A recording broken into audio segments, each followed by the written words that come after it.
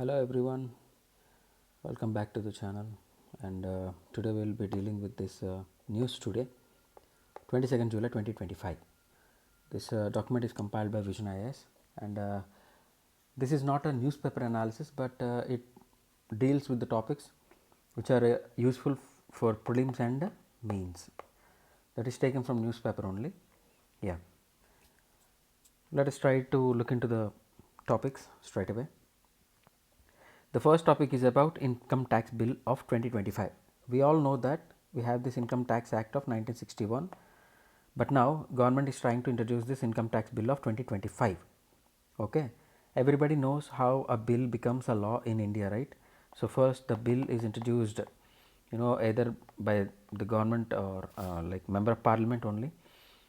It can be through the government or through a private member, right? After it is introduced, what will happen? First reading will happen, and then second reading will happen, and also third reading will happen. One house will pass it, and it will reach other house. Other house also has to pass it.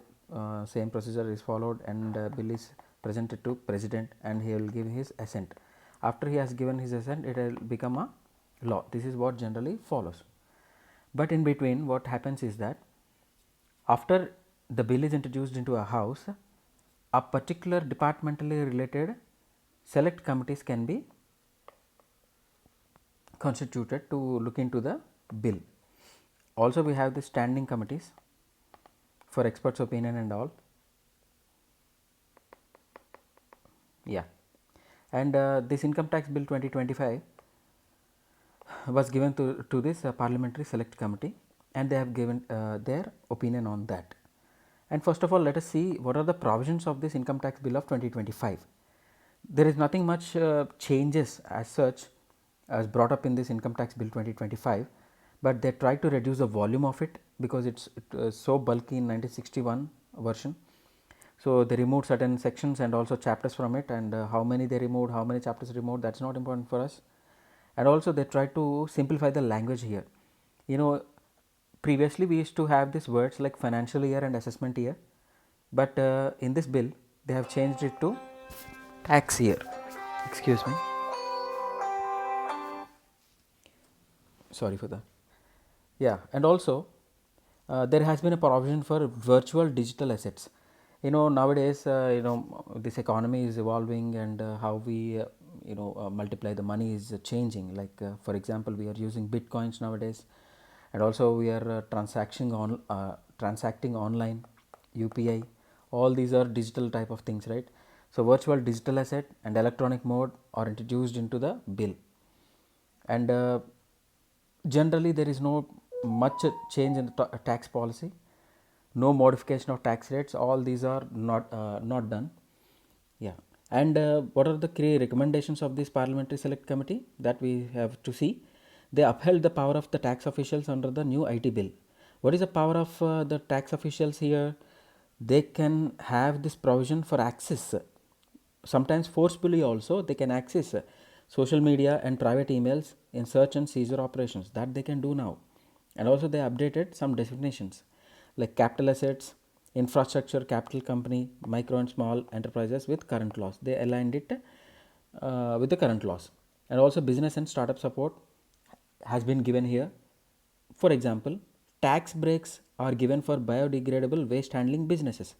If I want to start a business which deals with this biodegradable waste handling, some incentive has to be given, right? That incentive is this tax breaks.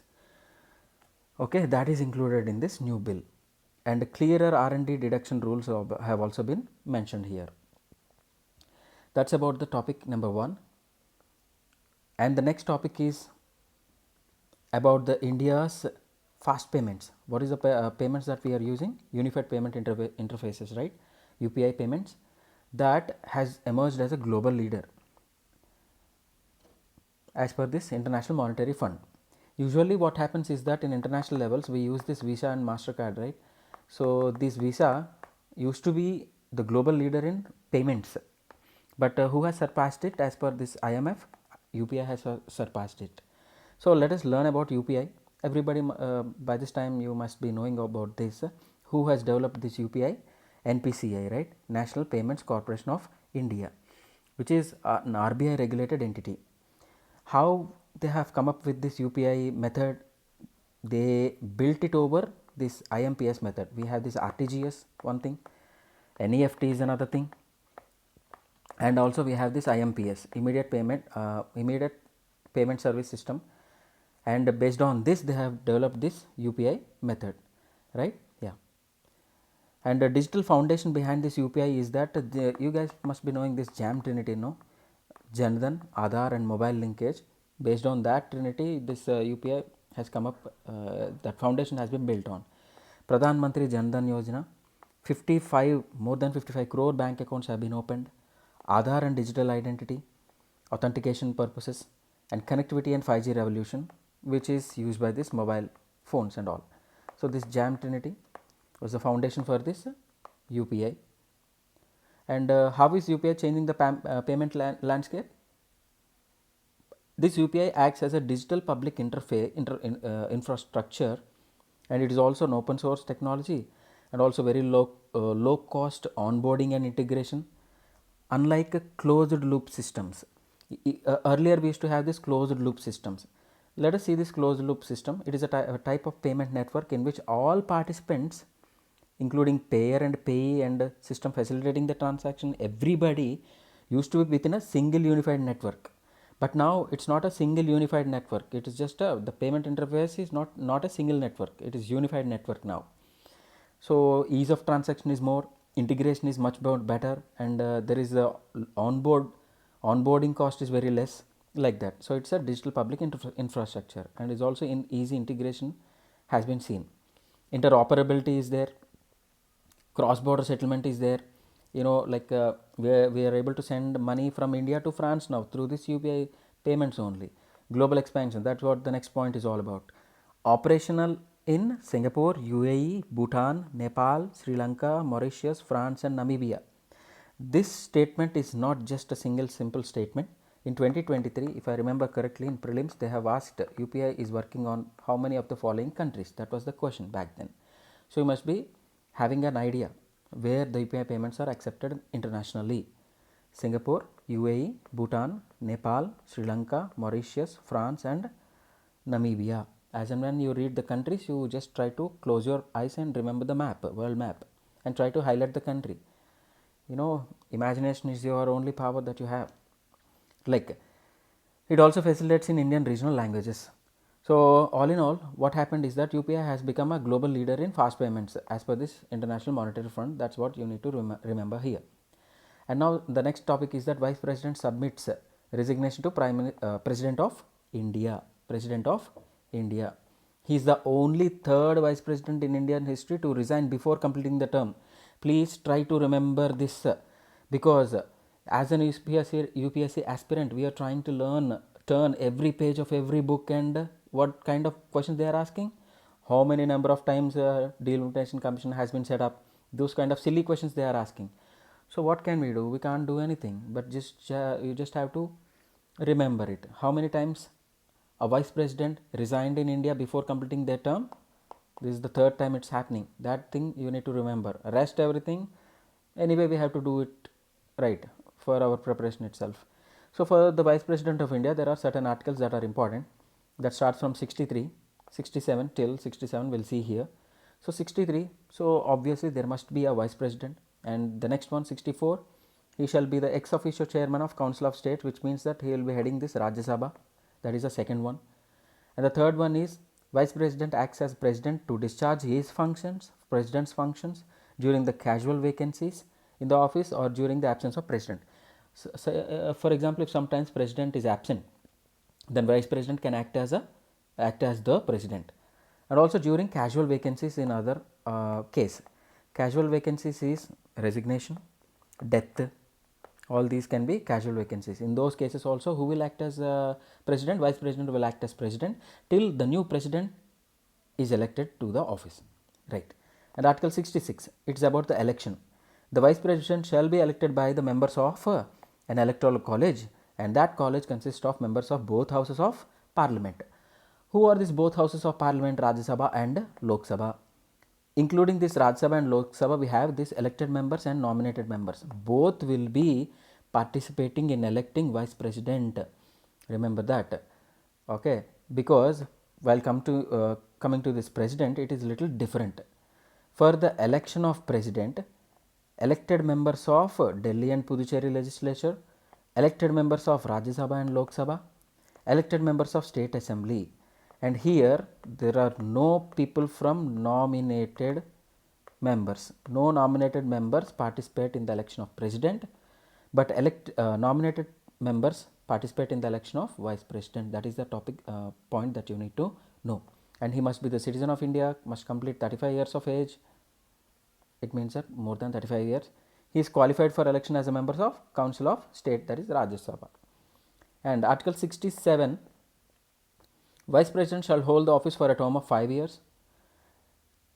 Vice President may, by writing under his hand, address to the President, resign his office. Who has to, he has to write it to President, he has to write the resignation. That's what it has, Jagdeep Dhankar also has done, Mr. And what is the article? Article 67. A vice president may be removed from his office by a resolution of the Council of States passed by majority of all the then members. That means effective of the council and agreed to by the House of People. Agreed to means a simple majority in Lok Sabha, but not the same in Rajya Sabha. That is the then members, which is effective majority. A vice president continue in office until successor assumes charges even after term expiry. Right, yeah.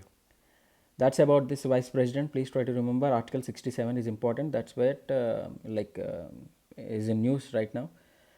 Now, next one is Member of Parliaments across party lines submit motion in Parliament to remove Justice Ashwant Verma. I have mixed feelings about this because my name is Ashwant as well. But what can we do? It's okay. So, before he is removed, if he can resign his job, he can't be impeached.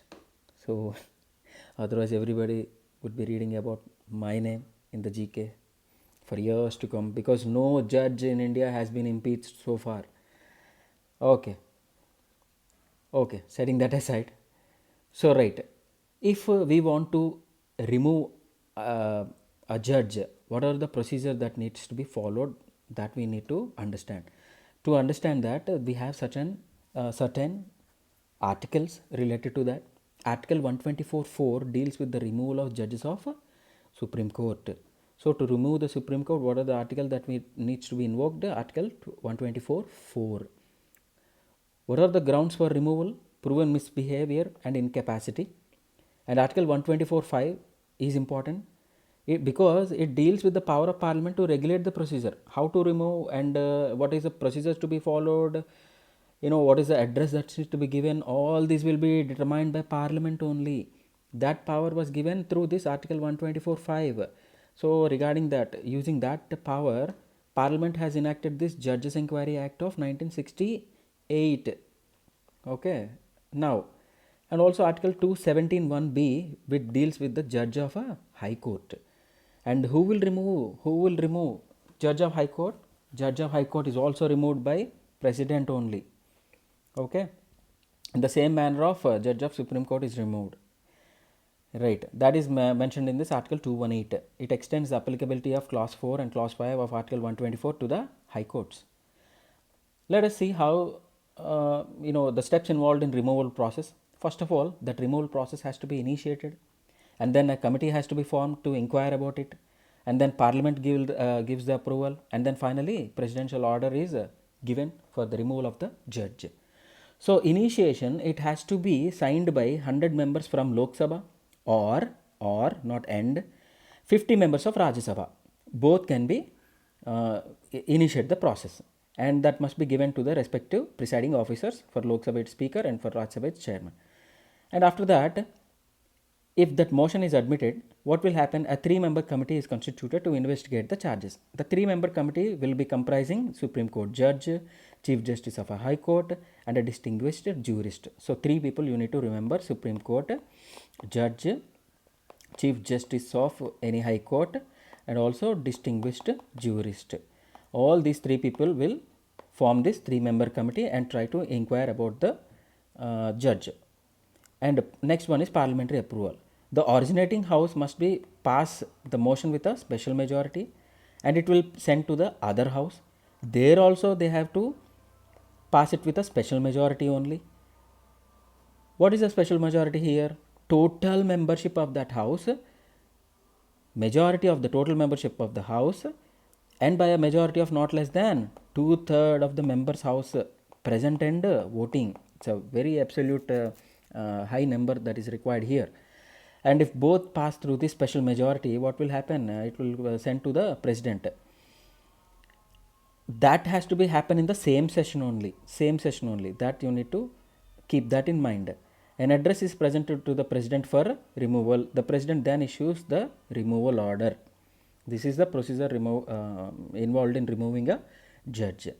And there is no mention of the word impeachment for removal of the judge in a constitution. That we follow from that from USA. As a convention, we try to say that the judge is being impeached like that, but nothing, no words as such is used in Indian context. So what happened here? Justice Yashwant Verma, a total of 145 Lok Sabha members, actually minimum is 100, but now 145 approved for that.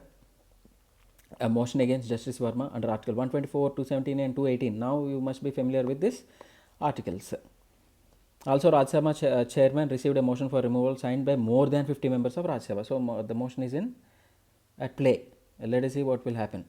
That's about the topic. And next one is government outlined key strategies to ensure sustainability, competitiveness of coal sector. First of all, coal sector itself is very unsustainable, but we are trying to make sure that it is little bit sustainable and more competitive. Okay, that's what we can do. Control the controllables, as the Thala said, Dhoni said, right? Just control the controllables, even if it's your last attempt. Don't lose hope. Yeah, India has the world's fifth largest coal reserves. And coal accounts for 55% of the country's energy needs. It means that around 45% is renewable and more sustainable way of energy is met through 45% of power sector. India is adopting a multi-pronged strategy to modernize all these things. That is very generic word only. So what are the sustainable initiatives in the coal sector? This is important. We are trying to do this greening and bio-reclamation. Reclaiming is getting it back. Bio means life. Reclaiming it back through this life only. That is done through afforestation of mined out areas. Mining leads to desertification. This desertification can be reclaimed through afforestation. That is this bio-reclamation and also greening. That's it. Coal and lignite PSU participation in the Ministry of Environment, Forest and Climate Change's Green Credit Program. Green Credit Program was very important current affairs news in last year. So as and when if it comes in the news as a separate topic, we'll try to do it in a detailed manner. Green Credit Program. So what's happening here? Coal and lignite PSUs are also participating in this Green Credit Program. That is a sustainable initiative in coal sector, because this coal and lignite is nothing but coal. We have this anthracite, bituminous, lignite and peat. This lignite means nothing but coal only. So treated mine water utilization. For community supplies such as irrigation and industrial use, we can reuse the water that has been used in the mine. That thing you can do. Blast free mining technology. Instead of blasting these mines, we can use surface miners, continuous miners, rippers to avoid drilling and blasting. That is very environmentally not sustainable, blasting a place, right? So yeah, clean coal and renewable energy initiatives is another thing. That is, we need to focus on coal gasification and coal bed methane. So it brings us to this topic, coal gasification. Coal gasification is nothing but production of this synthetic gas. Synthetic gas composed of carbon monoxide and hydrogen. Carbon monoxide and hydrogen is nothing but the syngas. The syngas is produced when coal is burned in the presence of oxygen and water. These two sent into a chamber which has this pressure, temperature and these extreme conditions. What will happen? Synthetic gas will be produced. Synthetic gas is a combination of carbon monoxide and hydrogen. What are the byproducts? Hydrogen sulfide, carbon monoxide and slag. And CO and H2 ratio can be adjustable. It means that we can clean the synthetic gas. That's what we need to remember. We are going more towards sustainable methods. And the other one is coal bed methane, as we have seen here, coal bed methane. Then what is coal bed methane? You know, where this coal is available, it is available underground. We need to dig and drill and go to this place where coal is available. Actually, in the place where this coal is present, some kind of methane gas is trapped. This methane gas is extracted outside. That is nothing but coal bed methane. Okay, the trapped amount of methane present in this coal shelves or coal bed is called as coal bed methane. That is a natural gas. Okay, more sustainable way of obtaining a fuel. So import reduction measures is also taken by enhancing domestic production and consumption, and evacuation and supply chain improvements has been done, and also fiscal support under Shakti policy. This is important. Shakti policy, fiscal support has been given. Imported coal bed plants can now produce domestic coal more easily. Coking coal mission to boost domestic coking coal supply for steel sector. So that's another important thing here is that for manufacturing of steel, what is required? Coking coal is required. That is mentioned in your NCERT 10th class also. Yeah. Next topic is India student suicide crisis draws Supreme Court's attention. So what is happening here? Indian students are suiciding more in number. So come to the statistics here. 7.6% of total suicides in India were by students only. You know, generally we come across suicide means what you think, generally farmer suicide, but the underlying problem is that students also suicide a lot. So 7.6% of total suicides in India were by students only. That is as per this NCRB data 2022. Gender wise problem is there. Male students tend to suicide more than female students. Female students are very stable and they know what they want, and they're very focused about their studies. That's only one side of the story. Let's not get into that. Most affected states are Maharashtra, Tamil Nadu and Madhya Pradesh. And reasons for rising student suicides is that it's very easy to guess also. Academic stress will be there. Institutional reasons will be there, like bullying, caste discrimination, ragging, toxic institutional cultures, peer pressure is one thing.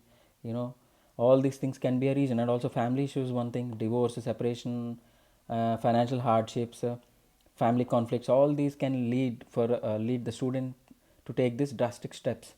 And also social factor is there, stigma associated with help seeking and mental illness. You know, whenever someone feeling like they're having this mental illness, they do not open it up with their friends. Even if they open up, their friends will mock them. So that social stigma is there. So what will it leads to? Ultimately it leads to this drastic step of suicide only. So what are the initiatives taken by the government? Manodarpan is one thing. Ministry of Education's program, Manodarpan. So remember this ministry, Manodarpan. It is not some health or farmers welfare or something like that. Ministry of Education reached lack of students through counseling helplines and live interactive sessions, Manodarpan, please remember. And National Mental Health Program is one other thing.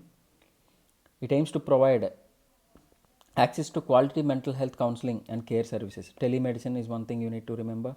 And District Mental Health Program, Ministry of Health and Family Welfare. See, Manodarpan by Ministry of Education, District Mental Health Program is by Health and Family Welfare. If they give this in your prelims, you'll get confused definitely. And the other one is Malavia Mission Teacher Training Program, conducting workshops on stress management and resilience, especially in IITs. And you see, most of the suicides also happen in IITs only, right? And UGC advisory, they are advising higher education institutions to prioritize physical fitness first, to prioritize sports first, students' welfare first, emotional well-being first. Then you can, if your mental health is very good, physical health is very good, then you can perform much better in your studies. That's what this is about, students' crisis in India. And next one is Article 324. This is nothing so important, but let us see what this Article 324 is about. It is about this Election Commission of India. They are just telling that we have full powers to do all this and that. They're just telling it, reiterating what has been already there in the articles only. But in reality, that won't happen. So, Election Commission of India stated that its powers under Article 324 provide it with plenary authority. It means full authority to supervise, direct all aspects of elections, including preparation of electoral rolls as well. That's what they are trying to reiterate. Okay. And also they are saying that Article 326 explicitly mentions that the person to be included in the electoral roll must be an Indian citizen. So any Indian citizen aged 18 or above, adult franchise, can vote unless disqualified under the constitution or any under law. Other law is RPI Act 1951, all those things. They are just trying to reiterate that, nothing much more important in that topic. Article 324 and 326 you need to remember. And the next topic is that Mission Organic Value Chain Development for Northeastern Region. So Union Minister announced the extension of Mission Organic Value Chain Development for Northeastern region. So in the Northeastern region, we are trying to develop this organic value chain. Already we know that back in 2017 or so, Sikkim has become fully organic state, right? If you remember it correctly, fully organic state. So in this Northeastern region, we are trying to improve this organic value chain. And it was launched in 2015 and 16 to harness the immense potential of organic farming. And implementation has been done in this 8 states of Northeast, all states, 7 sisters and also Sikkim. Next, objective is to develop certified organic production in value chain mode, and it also covers everything from providing organic seeds and also certification. All these things are given to this Northeastern region for improving the organic cultivation. And the next topic is bills of lading bill. Lading is nothing but importing and exporting that ships do, right? All this freighting, taking the carrier goods from one place to another place, all these are called as this lading. Now Parliament has passed the bills of lading of 2025. So it aims to update and simplify the legal framework. It will replace the Indian Bills of Lading Act of 1856. So they are trying to replace every other old, they are trying to repeal, or they are trying to update, keep on updating all these laws, right? So this is another law. We are also trying to replace this IT Act of 1961 to 2025. Similarly, Indian Bills of Lading Act of 1856 to Bills of Lading Bill 2025. A bill of lading refers to a document issued by a freight carrier to a shipper. Shipper is the one who has goods, who produce the goods. He wants to ship it to other place. That shipping will be done by this freight carrier. So this freight carrier will submit a document that your goods is with me and I'll be sending it to some other final destination. That was not forced. Some other destination. So that will be called as this bill of lading, right? Next, International Seabed Authority. So first of all, let us come to know about this International Seabed Authority. Its headquarters is in Jamaica. Please remember, not every it's not very often read. So remember, International Seabed Authority headquarters is in Jamaica. It is an autonomous international organization established in 1982 under this UN clause. That's it.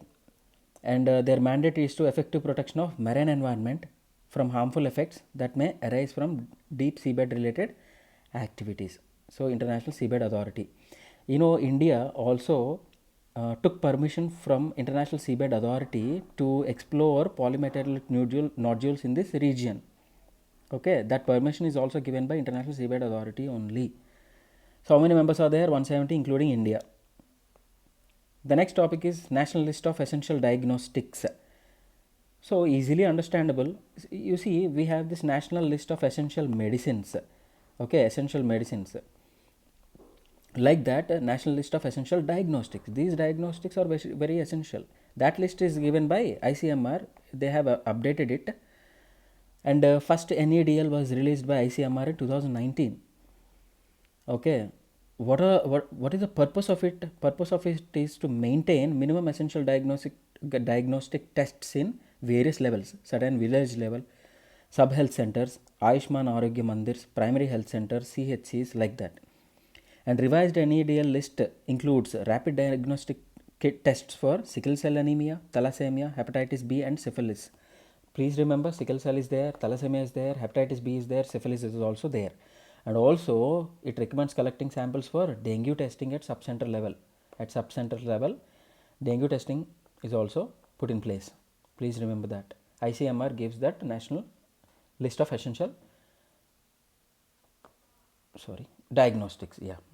And now come to this dark patterns. Dark patterns is important topic here, because it's very much confusing, because once you see these dark patterns, we think of outer space, but dark patterns is not about outer space, it is about OTT platforms or advertisements. Okay, so dark patterns tricks are trapping users on OTT platforms in unwanted subscriptions, hidden charges, despite government guidelines. Government has already given these guidelines. Do not follow these dark patterns like that. They have already given guidelines in 2023 itself. But these people are not following that. So first of all, what is this dark pattern? Dark pattern involves using design and choice architecture to deceive, coerce, or influence consumers into making choices that are not in their best interests. So, for example, I'm subscribed to some OTT platform for 6 months, but they will say that next 6 months is free, so I'll try to join that. But after joining, they said that this platform you joined for 6 months only, so it will not be ad free, you will get ads in between. But that thing they did not tell me in the beginning. So what they have done, they deceived me, right? So these kind of things is nothing but this dark patterns.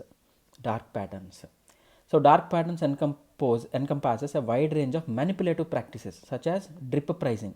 Initially, they'll offer a very low price. After getting into the service, they'll charge more and more. Some charges, hidden charges will be there. All that things is drip pricing. And a disguised advertisement. Disguised advertisement is that, they just try to hide the advertisement, in that flow only. And bait and switch is one other thing. Bait and switch, how to explain that? Once you get into that, they will, yeah, for example, there is product 1, product 2. Product 1 is less cost, product 2 is higher cost. So what will happen? They'll bait me with this product 1, which is low cost. After I try to buy it, it will be out of stock, and I'll be forced with this product 2, which is comparatively little bit higher cost. And yeah, so what will happen? They try to bait me and also switch my preference. That's what is happening here. And also false urgency is that, last 2 seats are remaining in this, please subscribe to this course, please don't miss it. They'll try to create this FOMO, fear of missing out. All these comes under this false urgency. All these are what? Dark patterns only. Very famous UPSC institution nowadays. They use this false urgency. Last 2 days for registration, or last 20 seats only. Why? Why if more people come, they will not accept it? Why will not they accept it if the course is online? You need to provide benches for online students? No, but they just try to create that false urgency. Okay, right. Anyway, in 2023, Central Consumer Protection Authority (CCPA) issued a notification for prevention and regulation of dark patterns. 13 specific manipulative designs have been